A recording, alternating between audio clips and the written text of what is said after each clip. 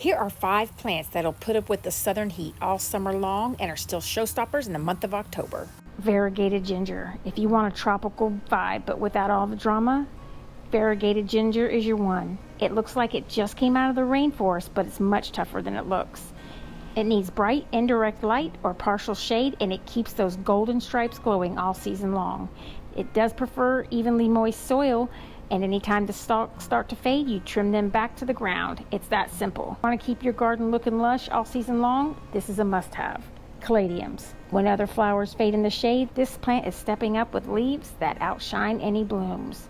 If you want instant color without waiting for buds, caladiums are your new best friend. They thrive in a warm, shady spot with rich, moist soil, but just remember, the leaves will fade and fall. That doesn't mean they're dying. They're just resting. You can give a good layer of mulch to cover them up for the season. They will come back ready to shine next spring. Lantana. Some plants want to throw a tantrum in the southern heat. Lantana is laughing in your face at 100-degree weather and still blooms like it's spring. This is one of the toughest sun-loving plants you can grow.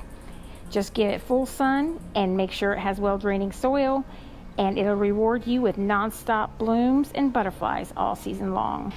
Zinnias are the overachiever of any garden. They bloom nonstop, attract every butterfly in the zip code, and don't mind being ignored. They need full sun and just decent soil, but they're not super fussy. You just give them a little deadheading and they will keep coming back for more. They're considered a cut and come again flower. They bloom straight through the heat until the first frost, making them one of the easiest annuals for consistent color. They actually are super easy to propagate from seed. You can spread them on the ground and you can have blooms within 45 days. Aster. When everything else in the garden is fading, this plant is showing up for color.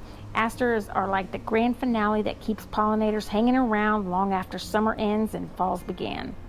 They love full sun and some rich soil and steady moisture. If you pinch them back early in the season, they'll grow in a fuller mound.